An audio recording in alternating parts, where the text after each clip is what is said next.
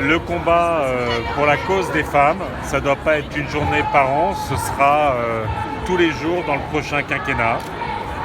Il ne vous a pas échappé que dans le quinquennat qui se termine, il y a encore eu plus de 600 féminicides, que les moyens ne sont toujours pas mis pour lutter contre les violences sexuelles, que les moyens ne sont toujours pas mis pour garantir l'égalité des salaires entre les femmes et les hommes, pour changer la société et sortir d'une logique où la majorité de la population subit les discriminations, la maltraitance, parfois les violences d'une minorité. Et donc on est là pour dire à quel point la cause des femmes sera une priorité du prochain quinquennat.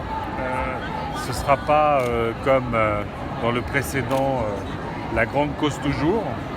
Ce sera effectivement une grande priorité avec des politiques publiques à la hauteur de l'enjeu qui est un enjeu majeur pour notre société. C'est le 10 avril. Moi, je suis convaincu que les Françaises et les Français vont, malgré une actualité absolument dramatique, malgré la mobilisation qu'on doit avoir auprès de la résistance ukrainienne, il y a aussi de grands sujets comme le climat, comme le pouvoir d'achat, comme évidemment la question des femmes, comme la question des discriminations, comme la question de l'emploi, qui doivent peser dans le scrutin. Ce qui se joue en 2022, ce qui se joue en avril, c'est un véritable choix de société. Et c'est pour ça qu'il faut qu'il y ait une campagne électorale. C'est pour ça qu'il faut qu'il y ait un débat. Dans ce quinquennat, on a eu les gilets jaunes, on a eu la pandémie, on a maintenant la guerre. Tous ces événements, tous dramatiques, disent combien il faut en tirer les leçons et changer la société dans laquelle on vit. C'est ce que portent les écologistes, pour justement qu'on puisse écrire une nouvelle page de l'histoire de France beaucoup plus sereine, où les crises arrêtent de nous tomber les unes après les autres sur la tête. Écoutez, je pense que les dernières déclarations du président de la République sur la campagne sont à l'image de son quinquennat. Il prétendait renouveler la démocratie, il prétendait remettre de la mobilité sociale dans la société, et au fond, il est dans cette campagne en faisant référence au précédent président sortant. Il est dans cette campagne comme dans son quinquennat d'un conformisme absolu. On a eu un quinquennat de démocratie confisquée.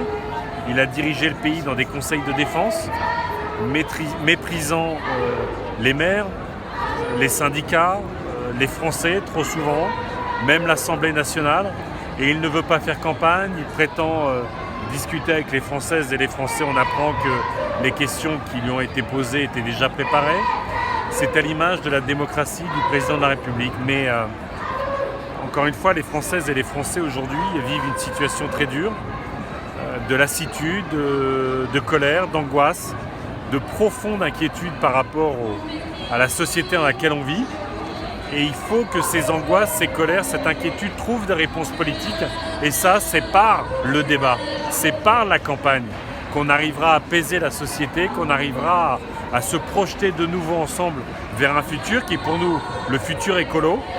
Mais le président de la République fait une énorme faute politique au regard de l'état de notre pays, au regard de l'inquiétude des Françaises et des Français, en escamotant le débat. Mais ça dit aussi son extrême fébrilité sur son bilan et probablement l'absence de projet. Le féminisme a toujours été au cœur du combat écolo, depuis le début. La question de l'égalité femmes-hommes, la question évidemment historiquement du droit à l'avortement, la question du combat contre les féminicides, la question du combat contre les violences sexuelles, la question des inégalités salariales, tout ça a été au cœur du combat écologiste parce que il n'y a pas de société apaisée quand la majorité de la population est maltraitée. C'est aussi simple que ça. Et donc une société épanouie, une société apaisée, une société qui est capable de se mobiliser sur tous les grands défis, c'est d'abord une société où tous les citoyens et toutes les citoyennes sont égaux dans les droits et égaux dans la réalité, pas simplement dans les droits, dans la réalité. Pour les écologistes, très clairement, nous voulons qu'il y ait un congé maternité, paternité, congé parental de 16 mois possible. On va recommencer. Les écologistes veulent un congé paternité, maternité de 16 semaines, dont 8 obligatoires et pour les deux parents. Donc 8 obligatoires pour les deux parents. Il est indispensable, dès le début, quand on va avoir un enfant, qu'il y ait l'égalité de traitement pour les femmes et les hommes, pour les pères et les mères, parce que c'est essentiel de rétablir l'équilibre dans notre société. C'est un moment particulier de la vie quand on a un enfant, mais c'est aussi une façon d'impulser des changements plus profonds dans la répartition des tâches à la maison. Au-delà du fait que, comme vous le savez, nous imposerons l'égalité des salaires dans l'entreprise, que nous imposerons la parité de sortie à l'Assemblée nationale, c'est-à-dire qu'une fois l'élection passée, il y aura 50% de femmes, 50% d'hommes, que nous mettrons l'IVG dans la Constitution, parce qu'on voit à quel point partout en Europe il commence à être menacé, et qu'évidemment nous mettrons en place ce fameux milliard d'euros qui permettra de sortir de l'impunité sur les violences sexistes et sexuelles. Écoutez, que le président de la République ait trouvé un terrain d'entente avec l'extrême droite sur la redevance télé, ça en dit long sur la vision qu'il a du service public, ça en dit long sur la vision qu'il a d'une information construite en neutralité, construite en intelligence, construite avec des journalistes dont c'est le métier. Au fond, on a l'impression que le président de la République, à la fois, je l'ai dit, son quinquennat est un quinquennat de démocratie confisquée, mais j'ai l'impression qu'au fond, il se satisfait très bien aussi en matière médiatique, en matière d'information, d'une démocratie virtuelle, où au fond, les fake news partagent l'affiche avec les informations recoupées et vérifiées. Moi, je conserve la redevance et on renforcera les services publics. Et vous savez que dans notre projet, nous voulons aussi lutter contre la concentration des médias. Il n'est pas possible, comme le souhaite le président de la République, que les médias, ce soient simplement quelques milliardaires. Il a certainement des amis parmi eux.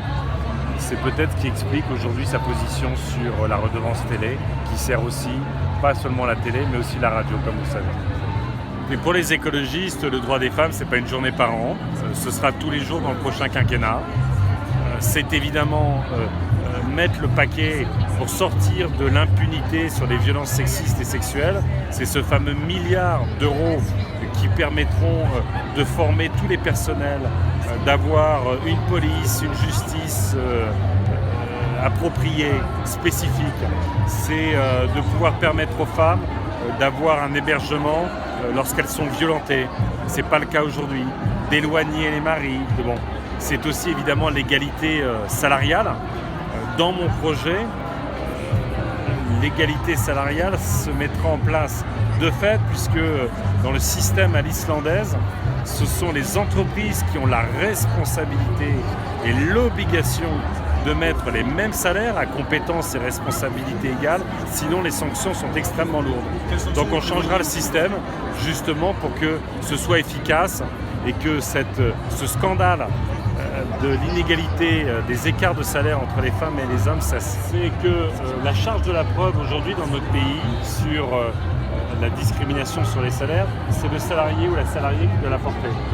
Dans le système islandais que je veux reprendre, c'est l'entreprise qui doit expliquer pourquoi il y a des différences de salaire. Et si ces différences de salaire ne sont pas explicables, c'est 330 € d'amende par jour par salarié. Et je peux vous dire que ça amène les entreprises à changer vite de stratégie. Mais les petites entreprises n'ont pas échappé à la question d'égalité femmes-hommes. C'est pas parce qu'on est une petite entreprise qu'on peut maltraiter les femmes au regard de leurs compétences et des responsabilités qu'elles assument. Pardon.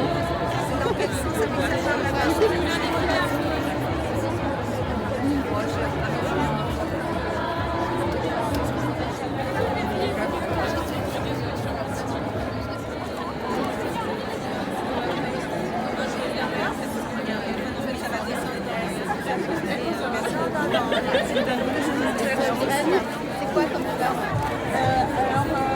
C'est quoi comme fleur? Il y a tout ce qu'il faut savoir derrière. Pas du tout. C'est vrai qu'elle pousse. Les candidats vont le faire. Par exemple, Yannick Jadot propose 330 €, je crois, par salarié si l'égalité. Ah ouais, ben là, on n'en est pas à la valeur, mais oui, des obligations tout simplement. Après, la sanction, ça peut être l'expropriation. Hein. Un capitaliste qui ne respecte pas l'égalité des salariés, mais même l'ensemble des droits, on peut supposer derrière qu'il y a une possibilité de reprendre en main l'entreprise et puis basta, celles et ceux qui ne respectent pas l'égalité des droits. Tout mettre, sinon ça ferait des milliers de pages, hein, franchement. Mais c'est des questions de principe, c'est des questions de volonté politique, c'est des questions de vers quoi on peut aller, mais évidemment que ces choses-là, ça mérite aussi après précision au fur et à mesure. On a nos idées, notre programme, je sais rien, ce qui différencie, j'ai pas lu et je connais pas par cœur le programme des autres. Déjà le nôtre, il est assez complet, je suis pas en position de tout maîtriser de ce qu'on défend sur tous les sujets, mais voilà, donc nous on est un parti féministe, on revendique l'égalité à tous les niveaux, parce que c'est pas juste une égalité salariale, c'est une égalité des droits pour toutes et tous, c'est y compris le travail à la maison, enfin tout ce qu'on sait, l'éducation des enfants, la famille. Donc c'est comment on crée les conditions d'une égalité et on sait que la société elle est loin de pouvoir permettre tout ça. Donc c'est la question des services publics, c'est la question de la service public de la petite enfance, c'est la question de tout ce qui peut libérer déjà la femme aujourd'hui, mais aussi de trouver les conditions où l'homme participe beaucoup plus à toutes ces activités domestiques. Je sais pas, je connais rien. Anthropologie. Non, c'est... eux, c'est des...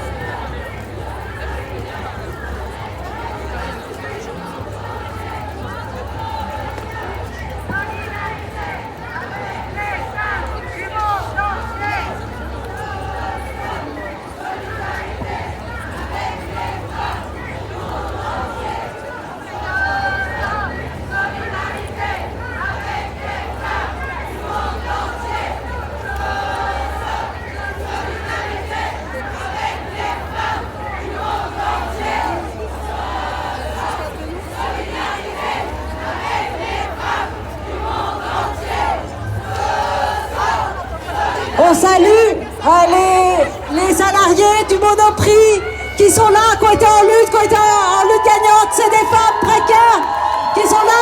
Bravo les filles!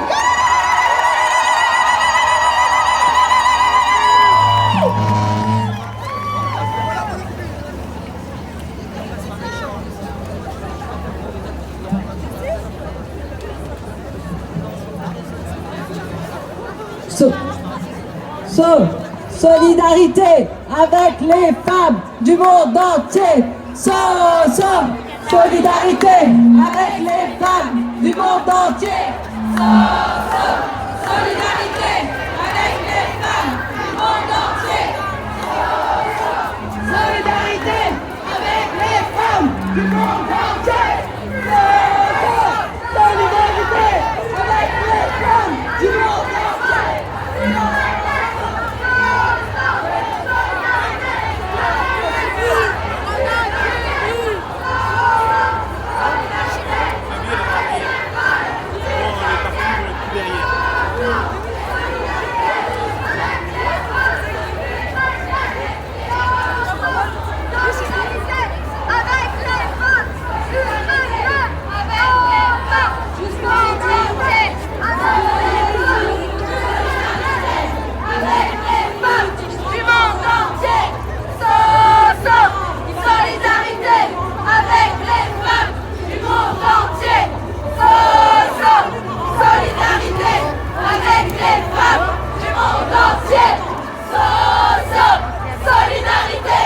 avec les femmes du monde entier.